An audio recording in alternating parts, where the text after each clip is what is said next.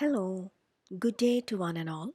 This is Dr. Krishna Sundar A, Assistant Professor, Department of English, KAHM Unity Women's College, Manjeri. Today, we are going to look at the poem A Brook in the City, written by Robert Frost. Now, Robert Frost needs no introduction because, as a literature student, you might have gone through a number of poems written by Frost. So, this is Frost. Again, a few pictures depicting the younger days of Robert Frost. Now, this is Robert Frost with his wife, Eleanor White. So, now you can see his family and the farmhouse that he lived in. So, a few biographical details related with the author. He was born in 1874 at California. So, he's an American poet. He suffered a number of tragedies in his life. Out of the 6 children, only 2 survived. Now, farming was his greatest love, and he was very, very close to nature. And this is very clear when we look at the kind of poems that he wrote. He also took to writing poetry, and he has always said in his interviews that his first love is poetry and his second love is farming. So, definitely, he has tried to blend these two aspects in his work. So, most of the themes are related with nature and the situations of a common man. He's America's most read poet, and even today, he is considered as a national celebrity. He lived in a place called New England, and this place is found in most of his poems. It is also suggested that his poems begin in delight and end in wisdom. He has won 4 Pulitzer Prizes and he died in the year 1963. So, some of the important poems written by Frost may include The Road Not Taken. I'm sure you might have studied this during your school days. Again, Mending Wall. Now, Mending Wall is a poem which ends with the line, Good fences make good neighbors. Again, stopping by the woods on a snowy evening. I'm sure you might have heard the last line, I have miles to go before I sleep. Again, birches, home burial, and that's a very long list. So, moving on to the poem, A Brook in the City, this was written during the early 1920s. And this was a time when most of the countries started witnessing industrial revolution and urbanization. So, as a consequence, nature was completely destroyed. So, this poem is all about the destruction of nature, which human beings haven't realized yet. So, the poem is about a river, a small river, a beautiful river, which is totally ravished by the new technological advancement. So, before we start, let's take a look at some of the small brooks in this location. So, you can see this is what you call as a brook. It's not very vast in size, it is not very huge, but still, it gives you a kind of nostalgia connected with the childhood days or maybe earlier days when things were not so touched by commercialization and the greed of men. So, this is again another picture. Now, maybe if we get into the Indian context, sometimes it can be connected with this picture. So, here is the entire poem. It's a poem which is of a medium length. If you want to look at the poetic lines, you can pause and read. So we'll move on to the first part of the poem, A Brook in the City. The farmhouse lingers, though averse to squire with the new city street, it has to wear a number in. But what about the brook that held the house as in an elbow crook? So, this is how he begins the poem. The farmhouse lingers. So, maybe you can see a picture here. There are lots of changes that came due to the technological advancement. But after all these changes, there is one thing that is remaining, and that is a farmhouse. The farmhouse lingers. So the farmhouse here stands as a symbol of old generation.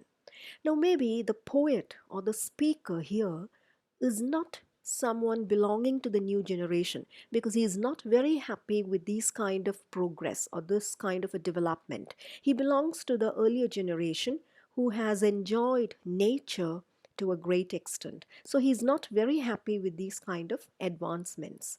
And that is why he begins by giving a symbol from the old generation. The farmhouse lingers, which means even after all these developments, the farmhouse is still existing.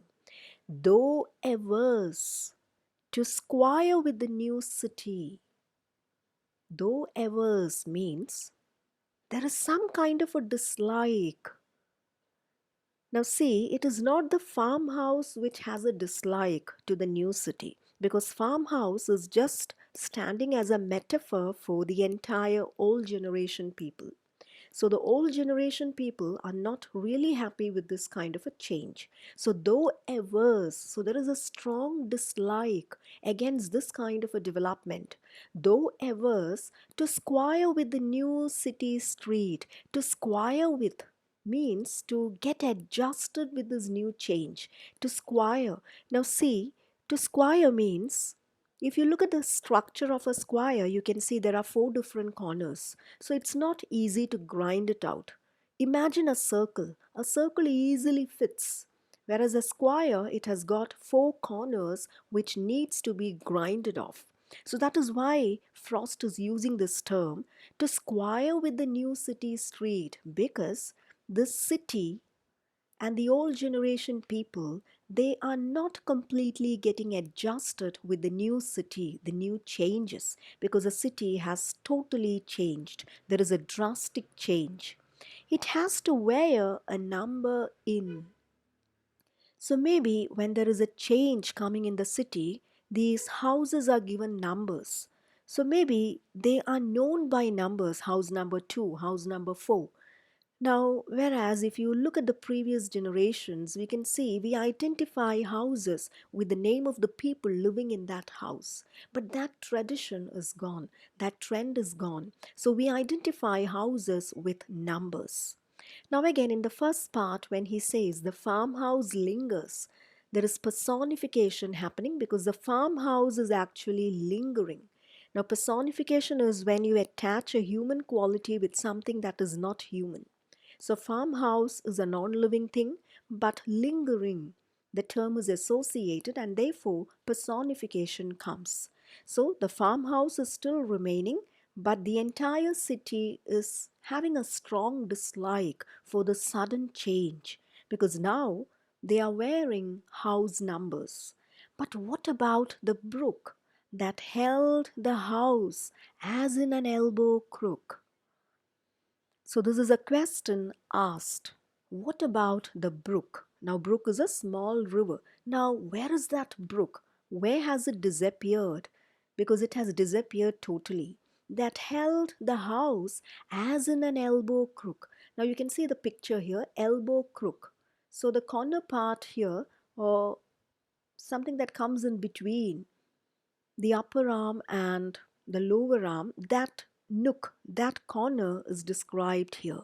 So the brook, the river, had actually kept all these houses safe in its elbow crook. So just like we say, safe in the palms. So just like that, this brook, this river has taken care of all these houses for a very long time.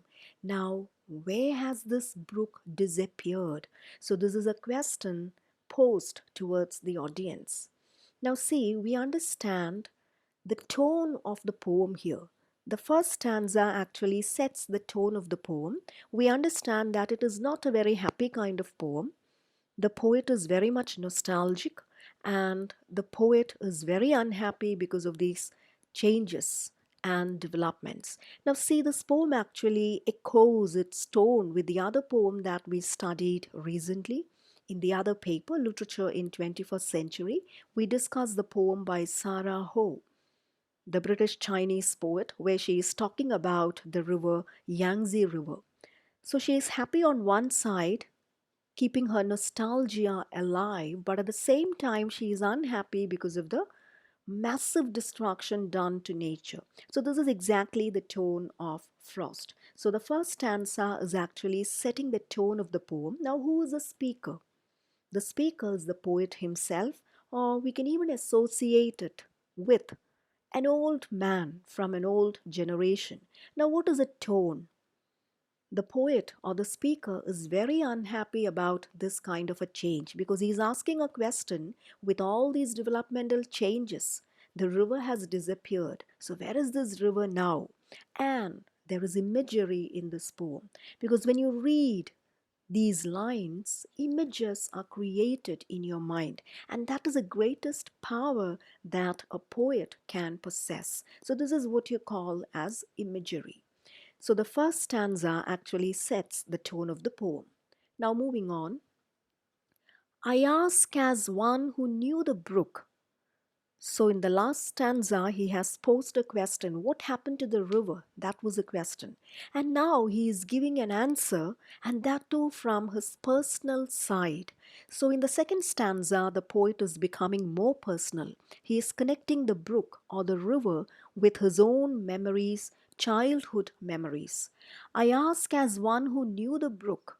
So, I'm asking this question to you because I knew this river very personally. So maybe this is a question that is asked to the new generation people because the new generation might not be aware of this kind of a river that existed long back. But Frost, who's an old man, he understands that there was a brook and this river has disappeared now. Its strength and impulse, having dipped a finger length and made it leap my knuckle.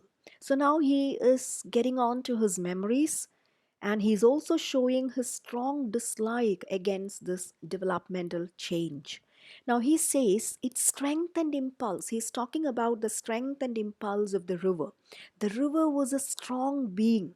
The river was a strong creature. So the river is actually described as a human being here with human qualities and impulse, the spirit of the river. Having dipped a finger length and made it leap my knuckle. So, this is a memory that he is reflecting upon because something that he had done as a small child, and this river was very much alive then. So, he has dipped his finger into this river and he has felt the chill throughout his knuckle. Now, see, these are all countries with a very cold climate. So, you can just imagine as a child, we all must have done that. We dip the finger, or sometimes we dip the hands into the water, the cold water, and the chill that you experience. Now, this is what the poet is thinking. Dipped a finger length and made it leap my knuckles. So, the chill that I have experienced by dipping my finger in the river as a child, having tossed a flower to try its currents where they crossed. So, this is again something which all of us have tried once, throwing a flower into the currents and to see how long the flower will be taken with the currents. The meadow grass could be cemented down. So there were lots of grass. You can see a picture. There are lots of grass which are growing around, but those grass could be cemented down because of some constructional changes, because of some kind of a development. Those grass areas are completely cemented now from growing under pavements of a town. From growing under pavements of a town means this area is developing. So there are new constructions which are coming. So definitely the city is changing. So new constructions are coming, and amidst these constructions, the natural things are forgotten. So there is a strong dislike against this progress. The river is considered as a very powerful being, and the speaker is not able to adjust with the latest changes. So, before we step into the next stanza, a few things to remember regarding ecology and eco criticism. I'm sure you might have heard from other teachers about ecology and the basics. Now, study of environment through literature, this is what you call as ecology and eco-criticism. So this is in fact an interdisciplinary field, and this identifies how literature treats the subject matter. So possible options are considered, suggestions are given, and sometimes it's like giving an awareness. Now, the only wing with less amount of controversies would be this, because everyone knows that nature should be protected and devastation should come to an end. Now, it was in 1978 that the foundation for these ecological studies came up in connection with literature. Now, William Rookett, he wrote an essay in the title Literature and Ecology, an Experiment in Eco-Criticism. In 1974, Joseph Meeker's The Comedy of Survival. And then comes in 1962, Rachel Carson Silent Spring. So, all these works can be considered as the foundational works for the discipline ecology and literature. So, moving on, now before that, when Frost wrote this kind of a poetry, there was nothing called eco criticism. It was totally an unknown kind of discipline, but still the protection of nature and to stop or to curb the devastation done to nature was one theme which was raging for many, many centuries. So, continuing with the poem, moving on to the next stanza, the apple trees be sent to hearthstone flame. So, now he's talking about the apple trees which stood near the river. Now, apple trees, as you can know, is a beautiful sight. Maybe we do not experience these apple orchards in our tropical climate, but if you go to places like some cold climates, if you go to places like Kashmir and all, you can actually see these apple trees. Now, Frost is one person who enjoyed the sight of trees and plants, and that is why he has written a poem titled as Apple Picking. Then there is another poem, Birches. So all these poems are about trees. Now he says, the apple trees be sent to hearthstone flame, which means most of the apple trees which stood in this locality. Now you can see the picture here. The sight of apple trees, it's really an enjoyable sight. But most of these trees are cut down, and the trunk or the wood part is actually being used in the hearth. You know what a hearth is. In most cold climatic conditions, in cold countries, they use a hearth to lit fire. So these apple trees are right now cut down and used for lighting fire. The apple trees be sent to hearthstone flame. Is water, wood to serve a brook the same? So now the question comes, if the amount of water is minimized and if the number of trees around are cut down, can a brook remain the same? Because if you cut down a lot of trees, if there is deforestation. Now remember what Sarah Ho says in her poem. She says that the forest regions around Yangtze River, all these are cut down. There is a high scale deforestation that happened. And because of this, she calls the forest region as ghost forest because there is nothing remaining in these forest regions. So the same question is asked by Frost. Now, Frost asks the question, if all the apple trees are cut down and if the amount of water is also used or maybe polluted, can a brook survive in the same way? So, this is again a question to the audience. How else dispose of an immortal force no longer needed? So now he is actually finding an answer for his own question. He says, this river is such a powerful being. It is immortal. Immortal means never dying, never ending. It is going to remain forever. So, this is the only way to kill such an immortal force which is no longer needed, because the people do not want this river to exist because they are going behind commercialization, construction, and developmental changes. So they want to clear off this brook or this river. And then he says this is the only way to kill it in an easy way. cut down the trees around it, pollute the water, so automatically the river dies. Staunch it at its source with cinder loads dumped down. So, what else can you do? Cinder loads can be burnt coal. Now, this can be the waste or polluted materials coming from industries or factories. So, what else can you do to kill a river? You can dump it with pollution, and that is what is being done now.